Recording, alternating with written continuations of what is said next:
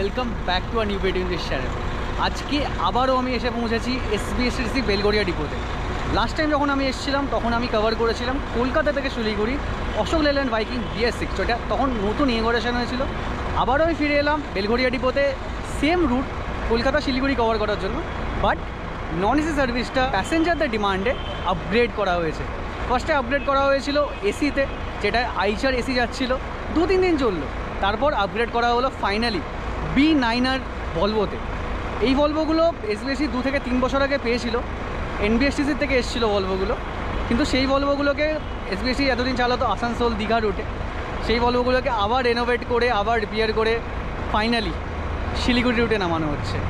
একটা much awaited ছিল এই ট্যুরটা এসবিএসটিসির জন্য।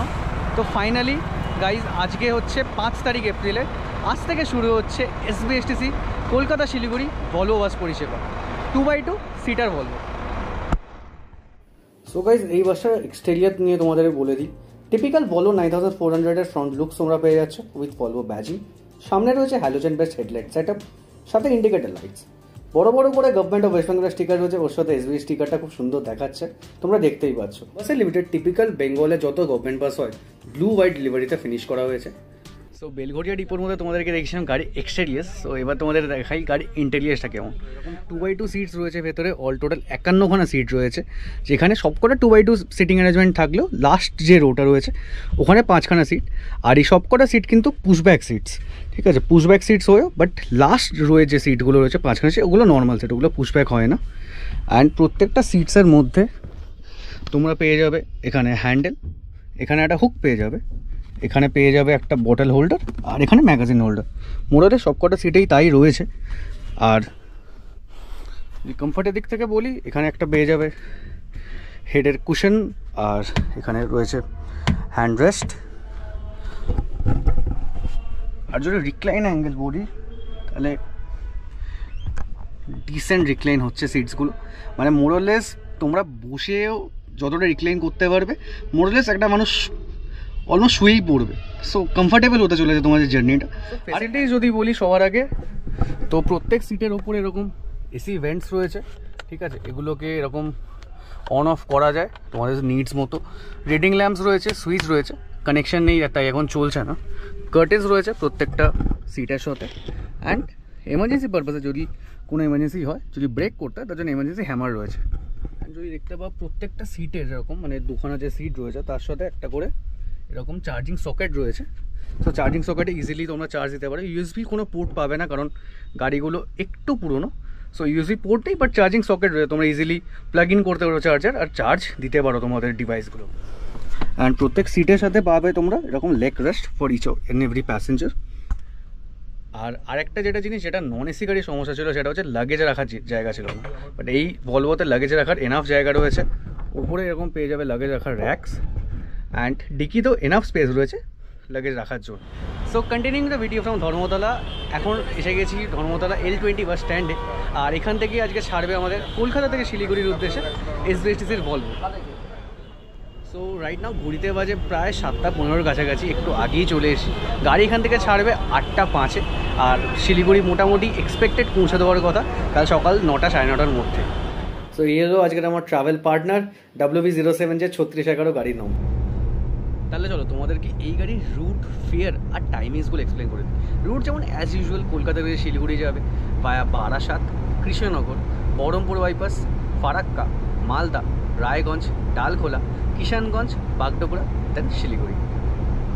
আর যদি আমি টাইমিংস নিয়ে বলি, পুরনো যে বাসটা ছিল মানে নন এসি বাসটা, সেটার অলমোস্ট সিমিলার টাইমিংয়ে রয়েছে। এখান থেকে ওটা 8টায় ছিল, এখন 8:05-এ ছাড়বে এই ভলভো। এটা লাস্ট ভলভো হতে চলেছে, মানে একদম লাস্ট বাস এটা কলকাতা থেকে শিলিগুড়ির উদ্দেশ্যে ভলভো সেগমেন্টে। আর ওখান থেকে ছাড়বে, মানে শিলিগুড়ি থেকে ছাড়বে 7:35-এ, 7:30 ওখান থেকে লাস্ট প্রাইভেট ভলভো আছে, আর 7:35-এ এই গাড়িটা তোমরা পেয়ে যাবে। অ্যান্ড ভাড়া যদি বলি তাহলে হচ্ছে 1200 টাকা ভাড়া মাত্র। আর এটা তোমার অফ সিজন একটু বেশি লাগতে পারে, কিন্তু সিজনে যখন অন্য ভলভোগুলো 2000, 2500, 3000 মতো ফেয়ার চলে যাবে, তখন এই গাড়িটা কিন্তু সেটা সবথেকে চিপেস্ট অপশন থাকবে তোমাদের জন্য ভলভো সেগমেন্ট। আর গাড়িগুলো ডিসেন্ট রয়েছে এখনও, ভলভো B9R ইউরো 3 গাড়ি, বাট এখনও চলে যাওয়ার মতো ভালো অবস্থাতেই রয়েছে গাড়িগুলো।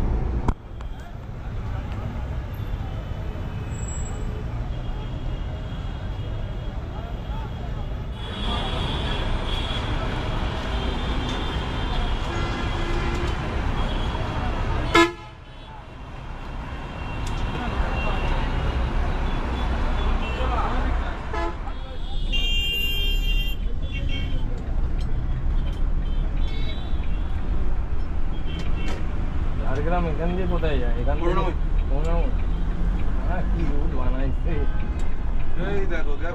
ঝাড়গ্রাম ধর্মতলাতে চার্জ না করলে ডাইরেক্ট ভ্যানজে পাবে। খারাপ না। দেখতে পাচ্ছ ঘড়িতে বাজে এখন 8:14। 5 মিনিট মতো হয়েছে আমরা রওনা দিয়েছি শিলিগুড়ির উদ্দেশ্যে কলকাতা থেকে।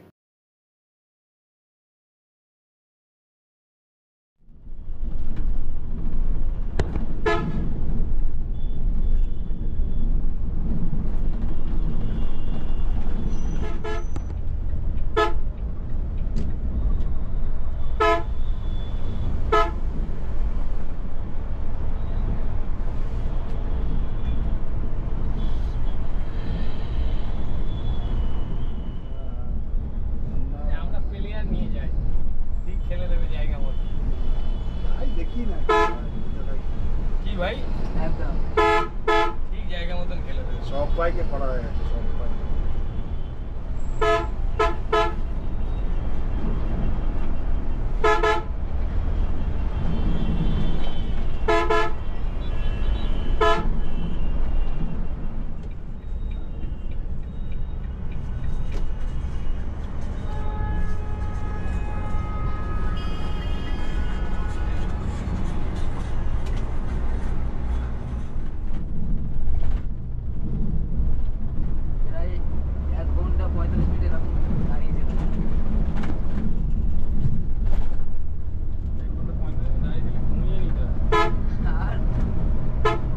ডেকে ওরাই তুলে দেবে তোমার।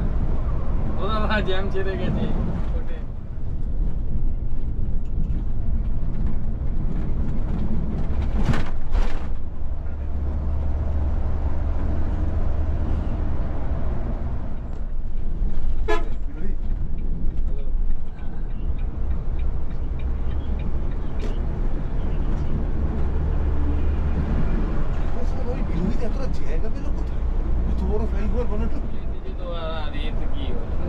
কত টোটোওয়ালা ঠেলে দিয়েছি।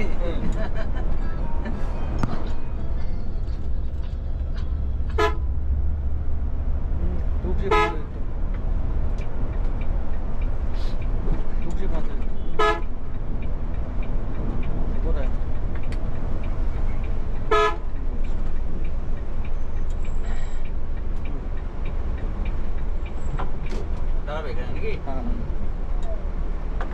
আচ্ছা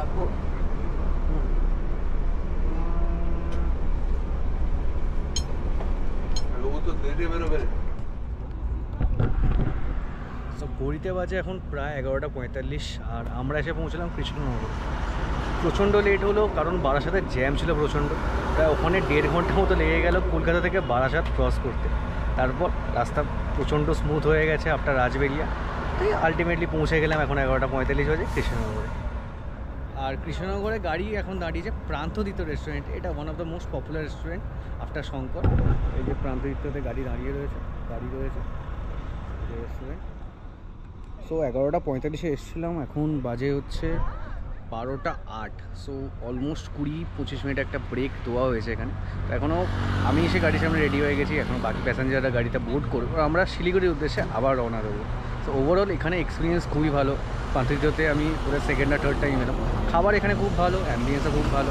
আর বাকি যে বলবগুলো দাঁড়ায় নিউ শঙ্করে সেখানকার এক্সপিরিয়েন্স আমি নিয়েছি, সেটাও খুব ভালো ছিল। মোরলেস এই দুটো টপ রেটেড রেস্টুরেন্ট বলা যেতে পারে কৃষ্ণনগরের মধ্যে। ঠিকই বলেছে, 80-র উপরে উঠলে ভালোই হতো, তাই না? কিছু মনে হয় না।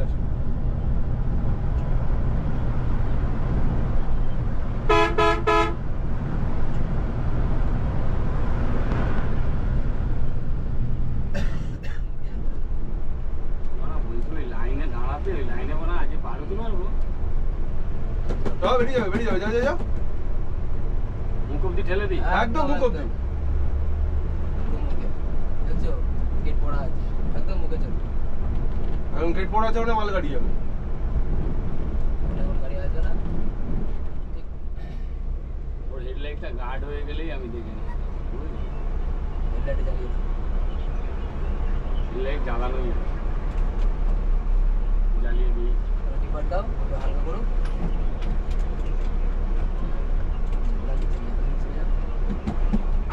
জায়গা আছে বুঝলি? ঠিক আছে কোন জায়গায় যাবো?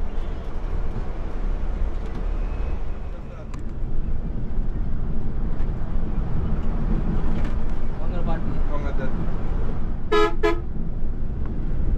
ট্রেন গেল মনে হলো যেন। হ্যাঁ, রেল লাইন পাশেই তো। সেই রেল লাইন তো টপকে এলি। দেখ।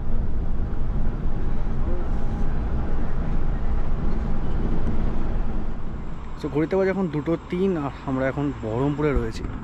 সো গাড়ি বহরমপুরে পাম্পে ঢুকেছে এখন তেল ভরার জন্য, কারণ কলকাতা থেকে যা রিফিল হয়ে আসে এতটা রাস্তা, তো ট্যাঙ্ক যেহেতু ক্যাপাসিটি ছোটো অনেকটা কম্পারেটিভ টু P11, তো তেল ভরতে হয়। তো এখানে বহরমপুরে এখন রিফিল হবে, তারপর গাড়ি প্রসিড করবে টুয়ার্ডস শিলিগুড়ি। তো যখন দাঁড়িয়ে রয়েছে বহরমপুর, এখানে এখন রিফুয়েলিং হচ্ছে, তো বাসের টেকনিক্যাল স্পেসিফিকেশনগুলো তোমাদের সাথে শেয়ার করে দিই। এটা হচ্ছে ভলভো B9 এর Euro 3 মাল্টি অ্যাক্সেল ভেহিকেল, যেটা রয়েছে 9360 CC 6 cylinder engine, power by 12 speed I-shift gear box, যেটা প্রডিউস করে অলমোস্ট 380 bhp অফ পাওয়ার।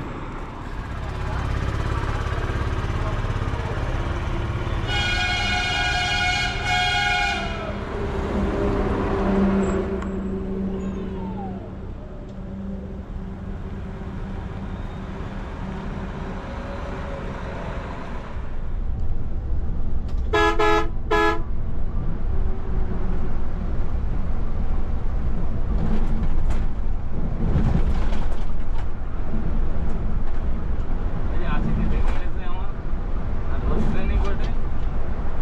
ও তো 80 কমে চালাচ্ছে।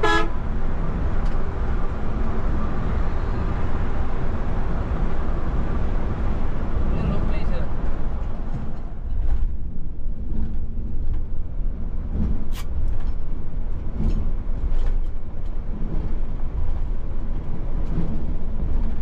আর রাত ভোর না।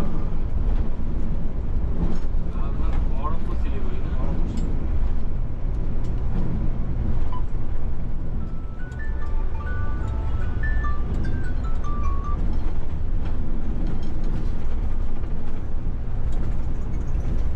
ইসলামপুরের বাগান। আর একটা কি?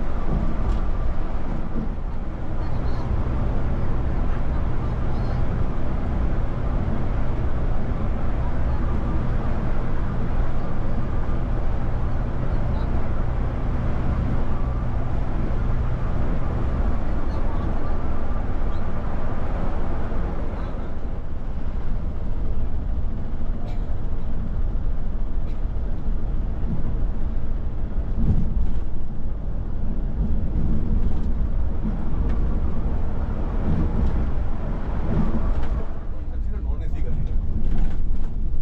এই গ্যাপটা লেগেছিল না? এইটাই তো নাকি হ্যাঁ। হ্যাঁ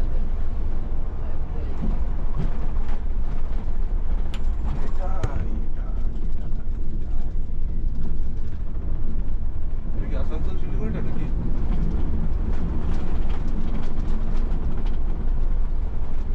এমনি দাঁড়িয়ে আছে।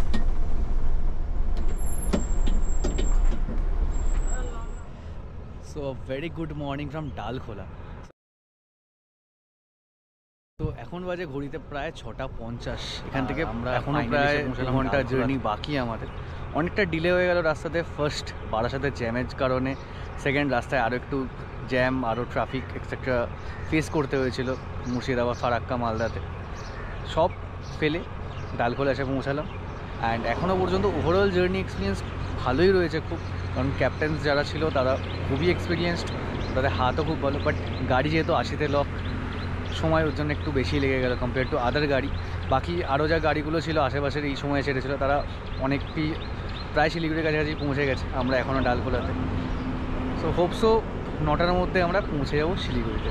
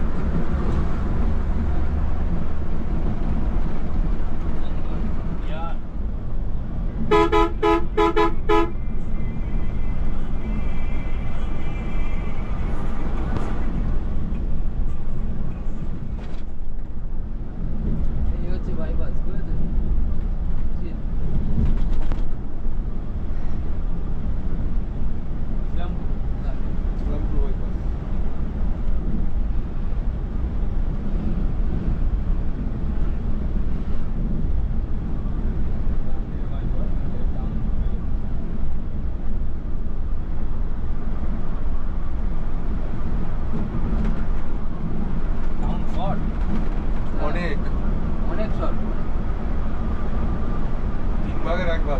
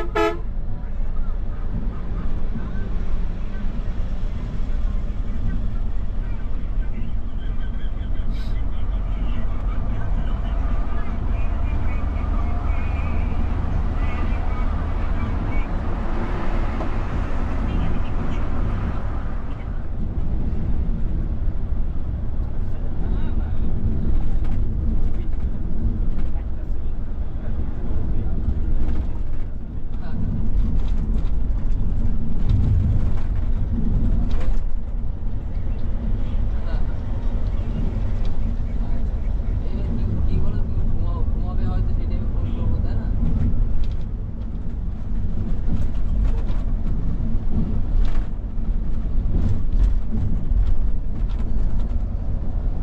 মঙ্গলবার দুবার বেরোয় হ্যাঁ ঠিক আছে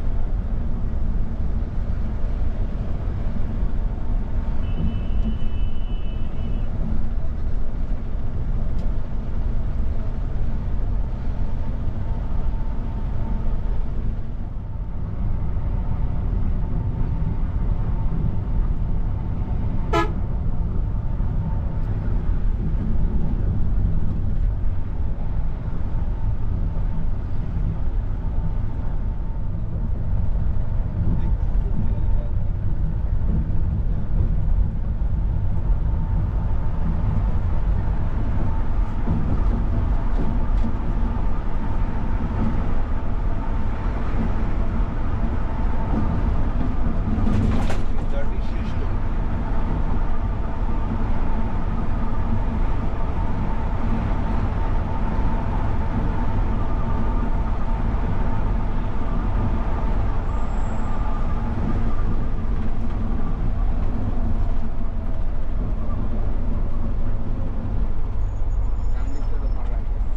ওটা আবার বন্ধ আছে কিনা তা করে ঠিক নেই।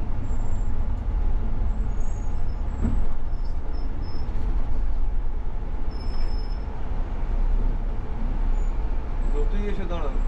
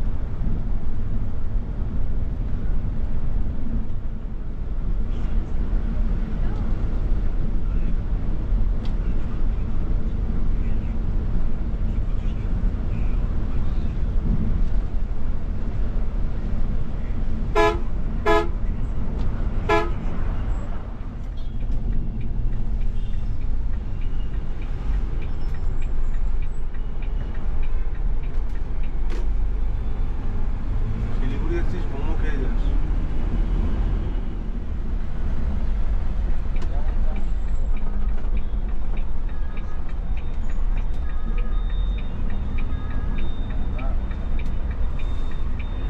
সর্বনাশ এখনো ঢোকেনি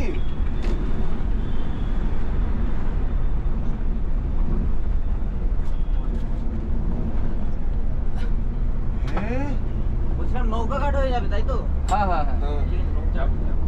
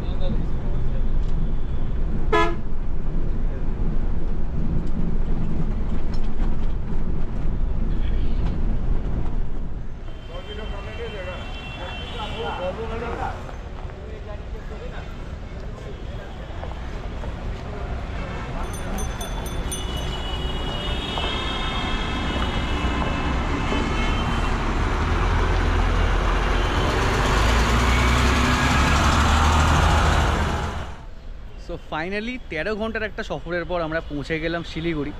রাস্তায় আপস অ্যান্ড ডাউনস ছিল অনেক, বাট ওভারঅল জার্নি খুব ভালো হয়েছে। বাকি আমার যে পার্সোনাল ফিডব্যাক বা পার্সোনাল সাজেশন সেগুলো আমি পরে দিচ্ছি একটা জায়গায় পৌঁছে বা হোটেলে পৌঁছে বা বাড়ি পৌঁছে। So guys, now it's time to share my personal review or verdict about this SVSC Volvo bus journey. So firstly শুরু করছি পজিটিভ সাইডস দিয়ে। পজিটিভ সাইডস যদি বলি, ওভারঅল জার্নি এক্সপিরিয়েন্স খুবই ভালো ছিল।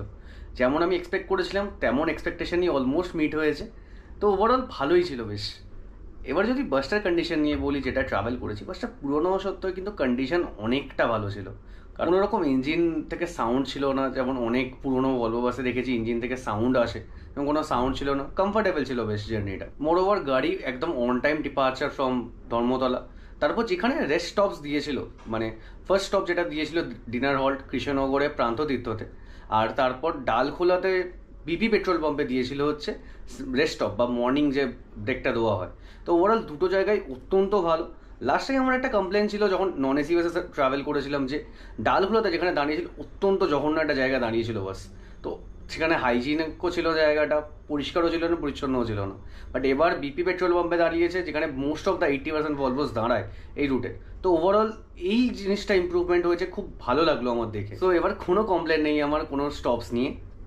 এগেন এই ভলভোটা সব থেকে চিপেস্ট ভলভো হতে চলেছে কলকাতা শিলিগুড়ি রুটে পিক সিজনে।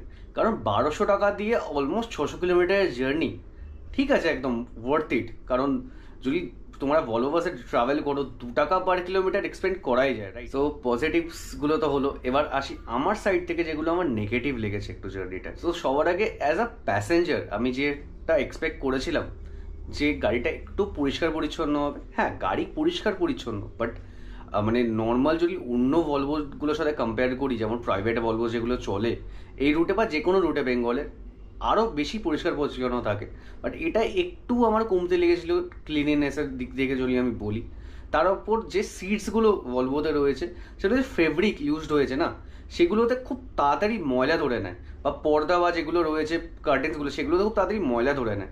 সো সেই দিকটা ডিপার্টমেন্ট যদি একটু দেখে যে এই জিনিসগুলো যদি একটু পরিষ্কার রাখা যায় অলওয়েজ, তাহলে প্যাসেঞ্জার যদি সাইড থেকে বলি, তাদের জার্নি এক্সপিরিয়েন্স আরও ভালো হবে। কারণ এই সেম সিটসে বসে পুরো 12 থেকে 13 ঘন্টা তাদের জার্নি করতে হবে। তো সিটসগুলো যদি আরও নিট অ্যান্ড ক্লিন হয়, প্যাসেঞ্জার ফিডব্যাকটা আরও বেটার আসবে। যে জিনিসটা আমার সবথেকে বেশি সমস্যা হয়েছে থ্রু আউট দ্য জার্নি, এতক্ষণের জার্নি 12-13 ঘন্টা, সেটা হলো যে চার্জিং পোর্টস একটাও কাজ করছিল না। কারণ ইউএসবি চার্জিং পোর্টস নেই, সকেট রয়েছে এখানে। আর পুরো ট্রাভেল করছি, এখানে অনেক কটা ইলেকট্রিক গ্যাজেটস রয়েছে আমার সাথে, ক্যামেরা রয়েছে, তার সাথে পাওয়ার ব্যাঙ্ক রয়েছে, তার সাথে ফোন রয়েছে। সেগুলো চার্জ করা খুব সমস্যা হয়েছিল আমার জন্য। লাকিলি একটা পাওয়ার ব্যাঙ্ক আমার কাছে ছিল, যেটা সাফিসিয়েন্ট চার্জ ছিল তো থ্রু আউট দ্য জার্নি। কারণ গোপ্রো তোমরা জানো যারা ইউজ করো যে কত তাড়াতাড়ি চার্জ ডিপ্লিট হয়, তার ওপর ফোন রয়েছে, তো সেগুলো চার্জ করতে খুব সমস্যা আমার হয়ে গেছিলো, মানে একটাও চার্জিং পোর্টস কাজ করছিল না। আর যে জিনিসটা আমার মনে হয়েছে অ্যাজ প্যাসেঞ্জার, যে 1200 টাকা যখন আমি স্পেন্ড করছি, তখন আমার কাছে অপশানস মানে সিজনাল সময় কম এই প্রাইস রেঞ্জে, বাট যখন নন সিজন মানে অফ সিজন তখন 1200 টাকায় কিন্তু অনেক অপশানস পেয়ে যাবে প্যাসেঞ্জার্সরা, ঠিক আছে? সো 1200 টাকা স্পেন্ড যখন করছি আমি যদি প্রাইভেট ভলভো কোনো চুজ করতাম, আমি কিন্তু সেখানে ব্ল্যাঙ্কেট পেতাম, সেখানে আমি পেতাম water bottle as amenities. But সরকারি ভলভো বাস যেমন WBTC বা SBTC বলো, এইসব ফেসিলিটিস কিন্তু থাকে না। সো এইসব ফেসিলিটি যখন নেই, আমার যতটুকু ফেসিলিটি প্রোভাইড করছে, যেমন ছোটোখাটো জিনিস যেমন চার্জিং পোর্টস বলো, সেইগুলো যেন ওয়েল মেনটেন থাকে, এগুলোই এক্সপেক্ট করবো অ্যাজ প্যাসেঞ্জার, বা প্যাসেঞ্জার্সরা এক্সপেক্ট করবে, রাইট? সো এইগুলোতেও যদি প্রবলেম থাকে গাড়িতে, তাহলে কিন্তু প্যাসেঞ্জার ফিডব্যাকটা সেরকম ভালো হবে না কোনোভাবেই। কারণ 1200 টাকা দিয়ে অফ সিজনে যারা ট্রাভেল করবে আর এরকম প্রবলেম তারা যদি ফেস করে, তারা নেক্সট বারে কিন্তু অপশন হিসেবে চুজ করবে না, খুব দরকার না বলে কিন্তু এই বাসে উঠবে না। আর তাই সিজনাল হয়ে যেতে পারে সার্ভিসটা, যদি প্যাসেঞ্জার ডিমান্ড কমে যায় এই বাসটার প্রতি অফ সিজনে। কারণ WBTC যেমন তোমরা জানো, তারা সিজনেই শুধু বাস চলে, অনলাইনে গাড়ি থাকে কিন্তু রোজ গাড়ি বেরোয় না। শুধু সিজন ছাড়া কিন্তু গাড়ি শিলিগুড়ি যায় না, বা প্যাসেঞ্জার ফুল না হলে কিন্তু গাড়ি শিলিগুড়ি যায় না।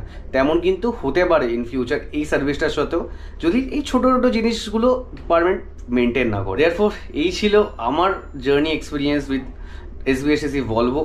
আর সব কিছু আমি শেয়ার করলাম যতটুকু শেয়ার করা যেত আমার এন্ড থেকে। সো ভিডিওটা যদি ভালো লাগে থাকে প্লিজ ভিডিওটাকে একটা লাইক করো। আর যদি এই চ্যানেলের ভিডিও প্রথমবার তোমরা দেখে থাকো চ্যানেলটাকে কিন্তু সাবস্ক্রাইব করতে ভুলো না। আরও অনেক ভিডিও আসতে চলেছে তোমাদের জন্য, যে কটা তোমরা ডিমান্ড করো কমেন্ট করে, আমি চেষ্টা করি যতটা পারবো ফুলফিল করে দেবো। So thank you so much guys for watching the video. দেখা হচ্ছে তোমাদের সাথে খুব তাড়াতাড়ি একটা নতুন একটা ভিডিওতে। Until that time stay tuned, ভালো থেকো তোমরা সবাই। দেখা হচ্ছে খুব তাড়াতাড়ি একটা নতুন ভিডিওতে।